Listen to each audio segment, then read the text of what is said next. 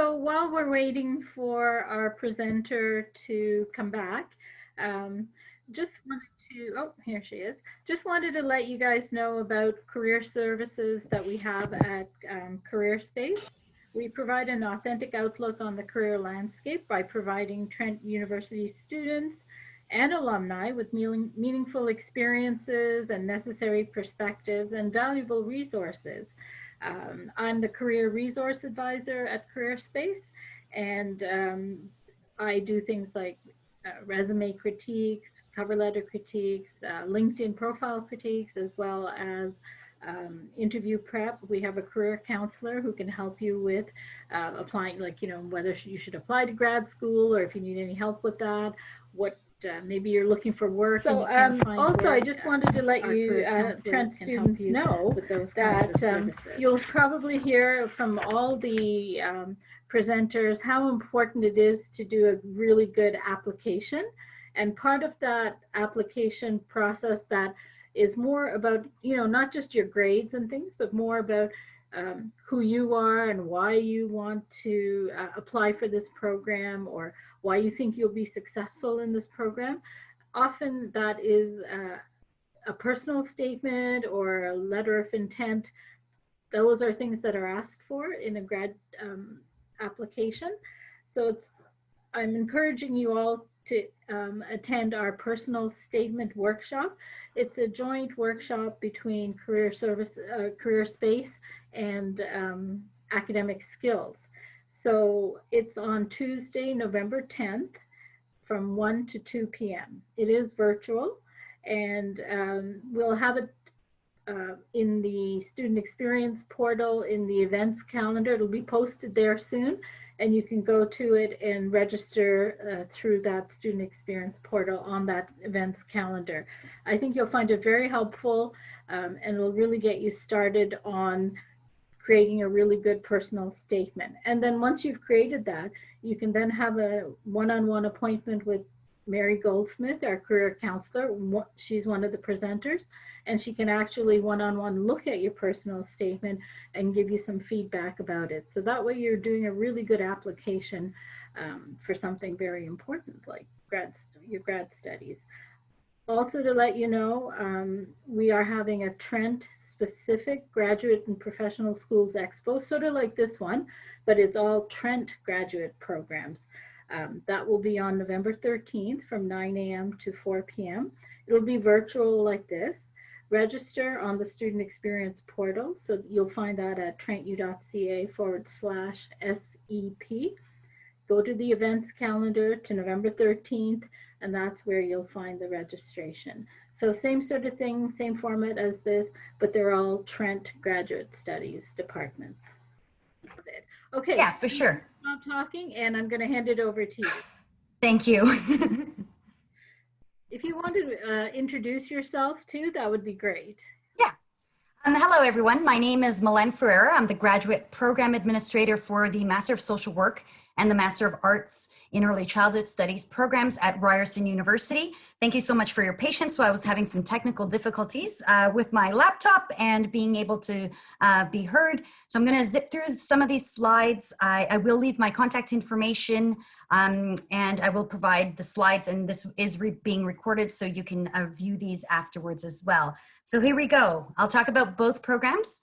I'll talk about the MSW program first, and then the Early Childhood Studies programs, and hopefully we'll have some time for question and answer period. So the Master of Social Work program is a one-year full-time program only. Applicants must have a BSW. There's no exceptions to that. We are critical, often called radical, and we value Indigenous ways of knowing and doing, anti-colonialism, anti-racism, critical race theory, critical race feminism, anti-Black racism, just to name a few. We accept approximately 35 to 40 students each year. Every student receives entrance scholarships ranging from $3,000 to $15,000. You don't have to you don't have to work for it. Like a TA or an RA for that money. You can apply for those jobs separately to receive additional monies. We're flexible. We work from a disability justice stance and have accommodated pathways through the program that make it possible to do the work over 2 or 3 years, even though the university doesn't allow us to have an official part-time program. Give me a second because these things are in the way. Oh, goodness, sorry. My apologies. So here's the year at a glance, the 1-year program. It's 5 required courses, including placement seminar and including placement and the seminar class. There's 2 electives, 450 hours of field placement. There's a major research paper component as well. If you look at term 1, the fall term, September to December, you'll do 4 required courses, an elective, possibly an elective. You have to do 2, we offer 3, and you start the major research paper in the fall term, which is the first term of the program. In the second term, which is the winter term, which runs from January to April, you continue with the practice research seminar, which is part of your MRP. You start your field placement, which is 3 days a week, Wednesdays, Thursdays, and Fridays for 19 weeks for a total of 450 hours, plus the placement seminar, which is once a week every 2 weeks or so. There are 2 electives offered. If you didn't take the elective in the fall, then you take 2 electives in the winter.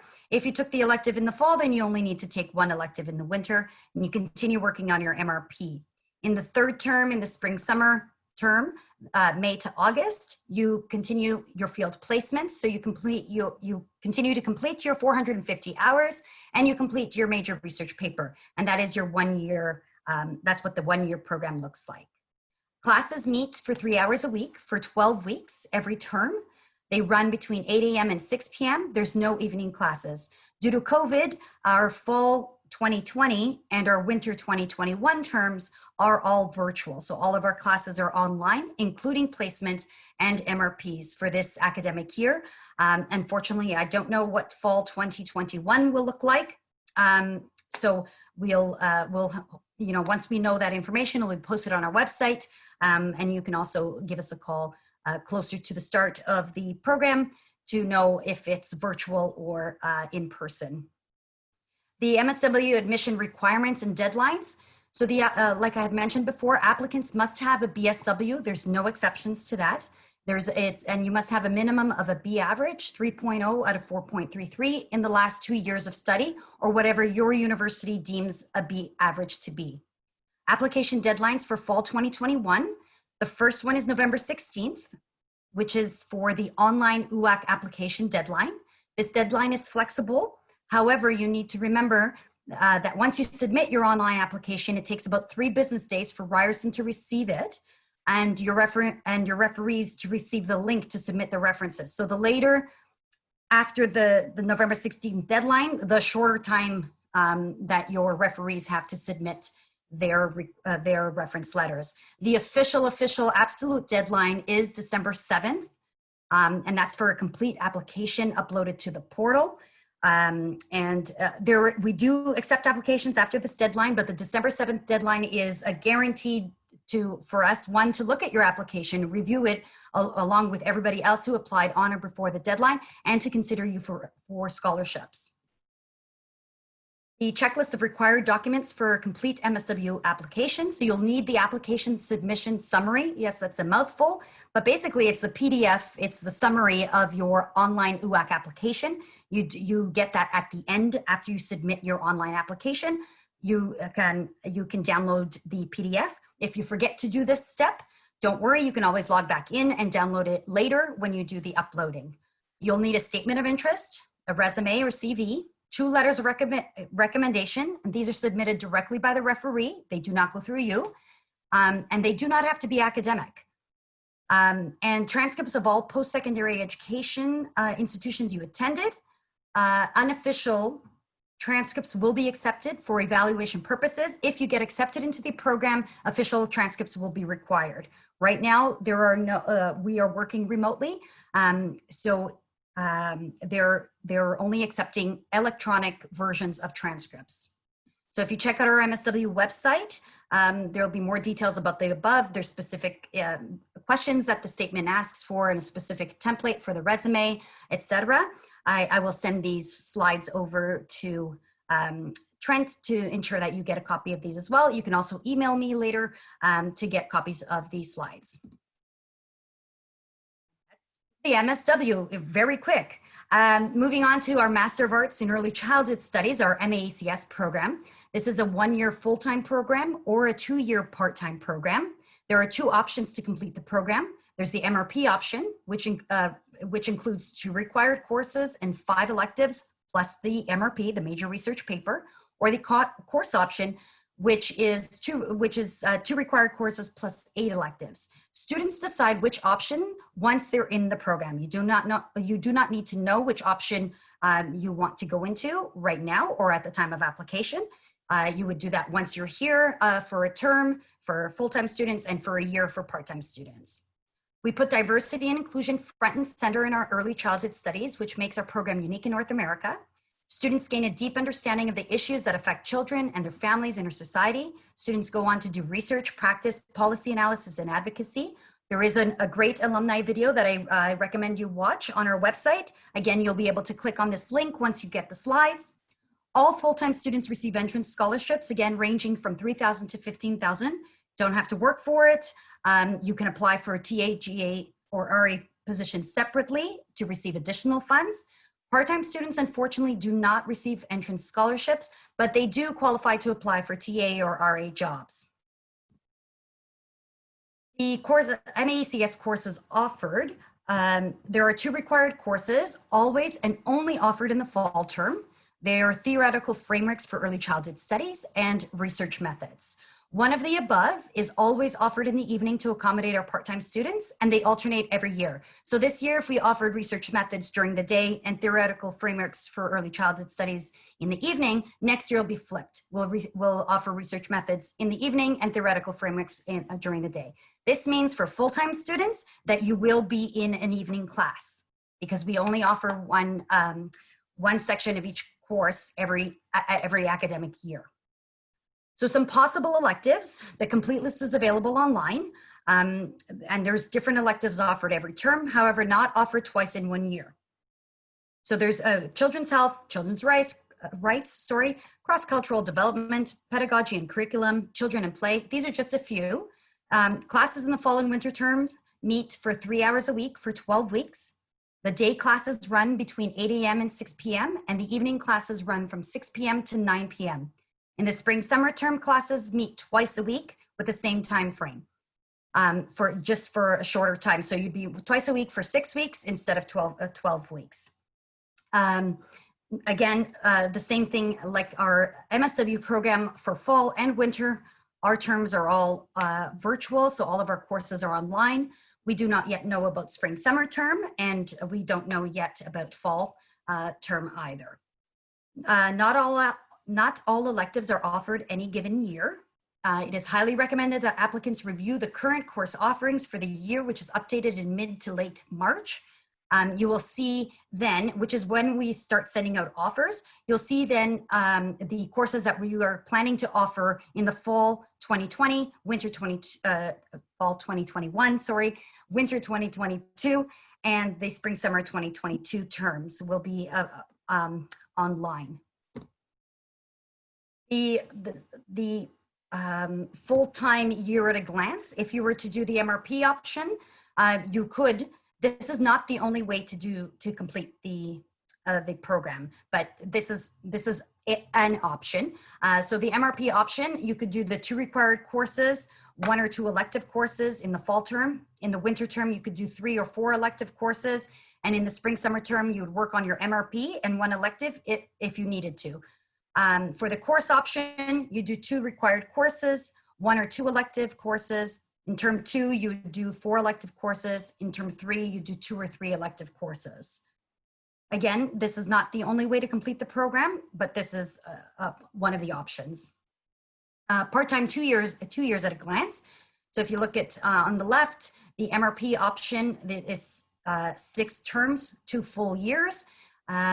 You could complete them that way, or the course option on the right, Again, two years, 6 full terms for part-time students. Please note that part-time students can take a maximum of 2 courses per term. MAECS admissions requirements and deadlines.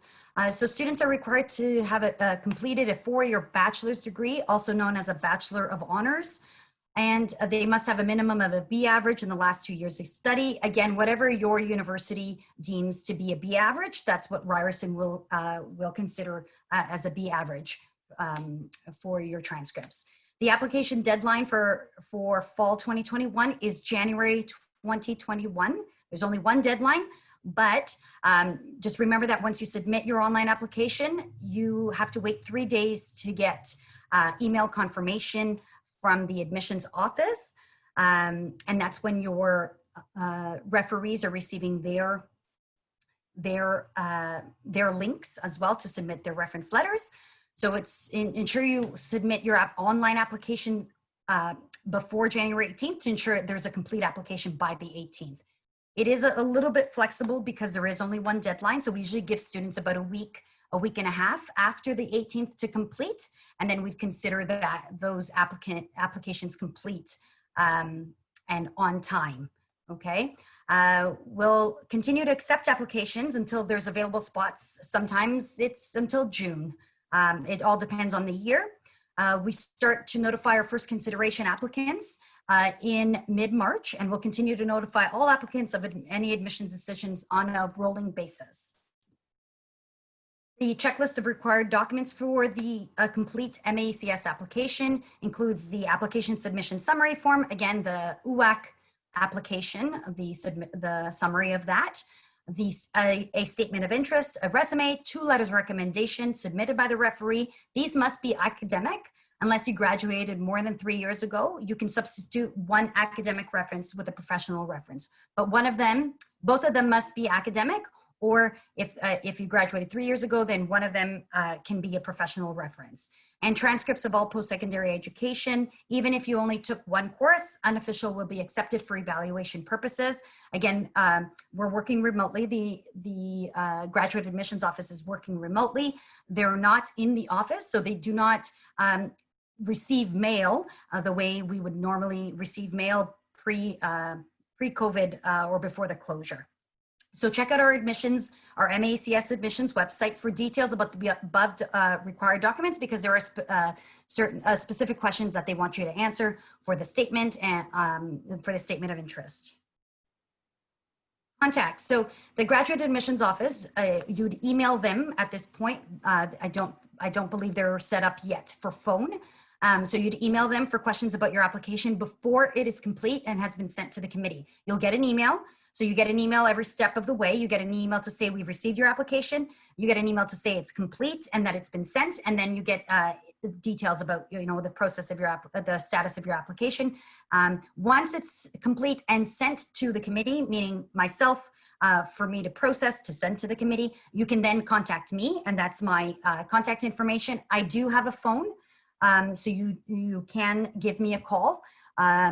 So you can give me a call or send me an email for both programs, because I am the grad program administrator for both. If you need to speak to the grad program directors, you would contact Dr. May Friedman or Dr. Jennifer Poole for the Master of Social Work program, or Dr. Rachel Berman for the Master of Arts in Early Childhood Studies program. And that is all. That was quick. I don't know. That was Sorry. great. No, and we do have time, because there are no other presentations after this. So Okay. I'm still respectful of your time and our students' time. So I open it up for questions now. If any of the students have questions, please enter it in the Q&A section, and I will read it out. There are some questions. It can be very competitive to get into these programs. So just wondering, can you give some tips or hints about what would make a good application? Okay. So for either programs, to be honest, your referees beforehand, is really helpful because that does count as part of your application. Not only does it count for your admissions application, it counts for your scholarship applications because Oh, really? we use the students' application for admission for scholarships. So references are not only a huge part of our, not huge, but it is a component of our review, but it's also part of the scholarship. So you don't want to get, we don't want to receive, letters of recommendation that I can almost write for students. So sometimes, unfortunately, we do get those where it's like, you had just called me on the phone and, I looked at your grades. I could just write you a basic reference letter, which is unfortunate. So you want to make sure that you connect with your referees early. You connect with them to make sure they actually know who you are and they can actually write you a strong and supportive letter of recommendation. And it's okay for them to say no. If they say no, just move on to the next. If there's a hesitation for whatever reason, they might not have time, to be honest, because usually they're getting all kinds of requests, but so they might not have time, which is fine. You just move on to the next person who you think would be able to give you a really good reference letter. It sounds like it would be helpful if you could sort of coach your references. Yes. You're not sort of telling them what they should put in there, but you're kind of coaching them to, because I know as a reference, when I'm asked, I always want to do the best I can. Right. So help me. Help them. Yeah. So sometimes, and it's okay to, send in your resume to your referee, send in your resume and send in a piece of writing that maybe you did during their course, or maybe you've done more recently if you've taken their course several years ago and you're having a hard time finding a referee, but just, this is what I've written about, or this is my latest, or, this is what I wrote in your class type of thing. And, what grade you received in their course. And it's okay to submit a resume as well, just so that they have a well-rounded idea of who you are and they can write you a stellar or a better reference, I think. And I'm not saying you should guilt trip them, but I'm thinking like, I didn't realize the scholarship was based on that. So yeah, let them know that, you really appreciate it. And, not only is entering the program dependent on this, but also what kind of scholarships you get. So just they know and they take it seriously. They know what's writing on this reference. Yeah. Right? And while we're speaking of references, you did mention that I think it was for the social work, Masters of Social Work, the two letters of reference, they don't have to be academic. Is there a preference for one or the other, or for that program, it's all equal? It's all equal, but if you've just completed your BSW, like in June, or you graduated in October, like right this year, or you're currently in the program, like you're in your fourth year of the it does kind of seem strange that you wouldn't have an academic reference, because it is an academic program. You will be required to do an MRP. The MRP for the MSW program is not optional, whereas for the MAECS, it is. You can choose MRP or course, but for the MSW, you have to do an MRP. So it is an academic program. It is a research paper that you're working on. So if you're currently in the in the BSW, or you just completed, it is a little strange not to have an academic reference, but it is not required. Okay, because sometimes students, have a field placement and they did really well there, or they even did research there, which would be absolutely fine. And if they feel that two non-academic references would benefit them, then for sure, because we want good references. That's the idea. You want good references. And just to tie back into like what else, have somebody review your statement of interest. Go online, see what the questions are, answer the questions, write your statement, and then have somebody else, not me, but somebody else, a colleague, a friend, Can I just add, we have Careerspace, we have those services. Oh, perfect. Yeah. While you were gone, I was telling them we have a workshop coming up about how to write a letter of intent or a personal statement, and that the career counselor who is co-delivering that workshop, you could also book an appointment with her to go over your oh, that is so great. Yes. And really write to the school and the program that you are applying to. I know you're probably applying to 2, 3, 4 different programs, and it does take time. We completely understand that, but it looks really bad if you submit an application to Ryerson or to whoever, right? But I'm going to say Ryerson because that's where I work. So submit, your statement of interest. Your application's great, and then we go read your statement of interest or your reference letters, and it says we highly recommend, Jane Doe to the MSW program at University, and you're just like, we don't ding students for referees like that, but for a statement, do want to make sure that you're sending the statement to the correct university and you're addressing the questions or the requirements or the program that you're applying to at that university. Make a difference. And make it personalized, right? Yeah. And make it about you because it's not only how we like how you want to come into our program, but like how we are a fit for you. Yes. Right. And that shows that you've done your homework. You've researched the program, who they are and what they do. So that counts for something. Yeah, for sure. So that's great.